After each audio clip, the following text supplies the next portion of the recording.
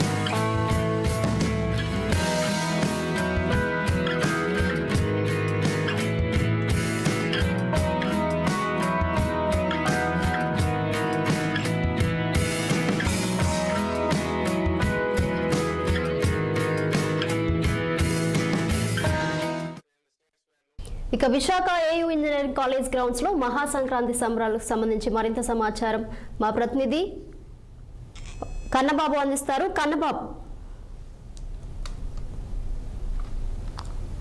సంక్రాంతి సంబరాలు ముందుగానే వచ్చాయనే చెప్పాలి. విశాఖలో సంక్రాంతి సంబరాలు ముందుగానే వచ్చాయనే చెప్పాలి. ఏదైతే ప్రముఖ రాజకీయవేత్త అయినటువంటి జీవీఎల్ గారు విశాఖలో ఏర్పాటు చేసినటువంటి సంక్రాంతి సంబరాలు అంబరాలంటే అని చెప్పొచ్చు. ప్రస్తుతం విశాఖ ఏయూ గ్రౌండ్ లో దీనికి కావలసినటువంటి అన్ని రకాల ఏర్పాట్లు కూడా చేసినటువంటి పరిస్థితి అయితే ఇక్కడ కనబడుతుంది. ప్రత్యేకించి ఇవాళ తెలుగు సాంప్రదాయాలను ఉట్టిపడే విధంగా అన్ని రకాల ఏర్పాట్లు అయితే ఇక్కడ పూర్తి చేశారు. ప్రస్తుతం సంక్రాంతి సంబరాలు ఏ విధంగా జరుపుకోవాలి, తెలుగువారు సంక్రాంతి సంబరాలు ఎందుకోసం ఇక్కడ ప్రధానంగా చేసుకుంటారనేటువంటి విషయాన్ని తెలుగు ప్రజలకు కళ్ళకట్టే విధంగా ఇక్కడ చూపిస్తున్నటువంటి పరిస్థితి కనబడుతుంది. గొబ్బొమ్మలతో సహా ఏవైతే ముగ్గులు కానీ లేదా హరివిల్లులు కానీ అన్ని రకాల ఏర్పాట్లతో విశాఖ ఏయూ గ్రౌండ్ అయితే పూర్తి స్థాయిలో నిండినటువంటి పరిస్థితి కనబడుతుంది. ప్రస్తుతం మనతో పాటు మాట్లాడడానికి కొంతమంది యువత మనతో ఉన్నారు. వాళ్ళ మాటల్లోనే కొన్ని విషయాలు అడిగి తెలుసుకునే ప్రయత్నం చేద్దాం. అమ్మ, చెప్పండి, ఎలా అనిపిస్తుంది ఈ సంక్రాంతి సంబరాలు మీకు? ముందుగా అందరికీ సంక్రాంతి శుభాకాంక్షలు అండి. సో జీవీఎల్ గారి సంక్రాంతి సంబరాలు ప్రతి ఇయర్ వస్తాం మేము.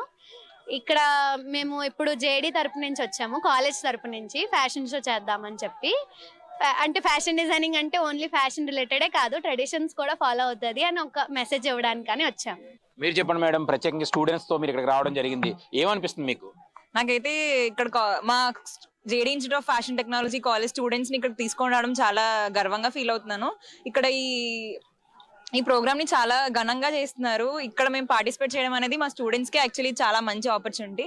ఏంటంటే ప్రతిసారి ఫ్యాషన్ డిజైనింగ్ అంటే ఓన్లీ పొట్టి పొట్టి బట్టలు అది ఇది అని అంటూ ఉంటారు, కానీ కాదు, మేము ట్రెడిషనల్ గా పద్ధతిగా కూడా మేము డిజైనింగ్ ని తీసుకెళ్లగలమని చెప్పేసి మేము మన పీపుల్ అందరికీ ఒక మెసేజ్ ఇద్దామని యాక్చువల్లీ ఇక్కడికి వచ్చాము. మన ట్రెడిషన్స్, అసలు సంక్రాంతి అంటేనే మనకి పెద్ద పండగ. సో మన పూర్వీకుల నుంచి మనం ఈ పండుగని చాలా బాగా చేసుకుంటూ వస్తున్నాము. సో ఈ ట్రెడిషన్స్ ని కూడా మా స్టూడెంట్స్ అలా హోల్డ్ చేసి ఉంచుకోవాలని actually we are conducting this fashion show. ఎలా ఉంది సంక్రాంతి సంబరాలకు సంబంధించి? ఇది చాలా బాగుంది. లైక్ यहाँ पे आके हमको लाइक तेलुगु वालों का जो प्रोग्राम्स होते हैं वो सब पता चल रहा है, उनका जो ट्रेडिशंस होता है वो पता चल रहा है और हम भी फॉलो कर रहे हैं उसको बहुत अच्छे से. మేడం, మీరు చెప్పండి, ఎలా అనిపిస్తుంది ఇక్కడ తెలుగు సంబరాలకు సంబంధించి? చాలా సంతోషంగా ఉంది. అందరూ ఎక్కడెక్కడ ఉన్న వాళ్ళందరూ వచ్చి సెలబ్రేట్ చేసుకుంటారు సంక్రాంతి. ఇక్కడ కూడా వచ్చి సెలబ్రేట్ చేసుకోవాలని కోరుకుంటాను. మీరు తెలుగు 6 టీవీ ప్రజలకు ఏం చెప్పాలనుకుంటున్నారు సంక్రాంతి శుభాకాంక్షలతో పాటు? ప్రతి సంక్రాంతి ఒకేలా ఉండదు, కానీ ఆనందంగా జరుపుకోవడానికి ట్రై చేయండి. అండ్ మన పద్ధతిలో జరుపుకోవడానికి ట్రై చేయండి. మన పాత పద్ధతులు అవన్నీ, అంటే అప్పుడు భోగి మంటల్లో నీళ్లు వేడి చేసుకొని భోగి పళ్ళు పిల్లలకి వేయడం, ముగ్గులు, ఇంకా కోడి పందాలు అవన్నీ. కానీ సిటీ కల్చర్లో అవేమి ఉండవు. వీలైతే ఇక్కడికి కూడా రండి. జీవీఎల్ గారు మనకి ప్రొవైడ్ చేస్తుందంతా మొత్తం విలేజ్ కల్చరే. సో ఇక్కడ మనం బాగా సెలబ్రేట్ చేసుకోవచ్చు. అందరికీ సంక్రాంతి శుభాకాంక్షలు. మీరు ఈ తెలుగు సంబరాలకు సంబంధించి అంటే సంక్రాంతి సంబరాలు ఎలా జరుపుకుంటున్నారు మీరు? మేమైతే సంక్రాంతి సంబరాలు అందరం ఫ్యామిలీ మెంబర్స్ అందరం కలిసి జరుపుకుంటాం. లైక్ కొన్ని ఇయర్స్ నుంచి దూరంగా ఉండడం వల్ల ఫ్యామిలీతో కలలేకపోవడం, సంక్రాంతి ఎంజాయ్ చేయలేకపోవడం అంతా జరిగింది. సో ఇక్కడికి వచ్చిన తర్వాత మళ్ళీ మాకు పాత సంక్రాంతి సెలబ్రేషన్స్ అన్ని కనిపిస్తున్నాయి ఇక్కడ. సో ఇది చాలా నచ్చింది మాకు ఇక్కడ సెలబ్రేషన్స్ అన్ని. మీకు ఎలా అనిపిస్తుంది ఈ తెలుగు సంక్రాంతి సంబరాలకు సంబంధించి? मेरे को बहुत अच्छा लगा. लाइक सब है ना साथ में मिलके उनका ट्रेडिशन फॉलो कर रहे हैं. वरना आजकल की generation are everyone like trendy Gen Z, but इधर आके बहुत ट्रेडिशनली वे में बहुत अच्छे से कर रहे हैं. तो मेरे को ऐसे जानने मिल रहा है कि इट्स सो गुड. या మేడం మీకు ఎట్లా అసలు అంటే తెలుగు ప్రజల అనుభూతికి మనం కట్టుకున్నటువంటి ఏదైతే వసదారణ ఏదైతే ఉంటుందో దాన్నే ముఖ్యంగా అందరికీ చెప్తూ ఉంటది. ఈ సంక్రాంతి సంబరాలు మీరు ఎలా జరుపుకుంటున్నారు? మేమంటే మా ఫ్యామిలీ మెంబర్స్ అందరూ దూరంగా ఉంటారు. లైక్ ఇది ఒక్క పండుగ దారి అందరం కలుస్తాం. దానివల్ల మాకు ఒక ఫ్యామిలీ అటాచ్మెంట్ అవన్నీ మాకు ఉంటుంది. మొత్తానికి ఇక్కడ మనం చూడొచ్చు డూడు బసవన్న. అంటే సంక్రాంతి అనగానే ముందుగా అందరికీ గుర్తుకొచ్చేది ముందుగా తాడిపెద్దులు, అలాగే ఏవైతే ఈ వస్త్రధారణ, ముఖ్యంగా చెప్పాలంటే తాడిపెద్దికి ఏ రకంగా తయారు చేస్తారనేటువంటి ఆ విషయాన్ని కూడా చాలా అద్భుతంగా చూపిస్తూ ఉంటారు. ఇది గంగిరెద్దుగా కూడా చాలా మంది పిలుస్తూ ఉంటారు.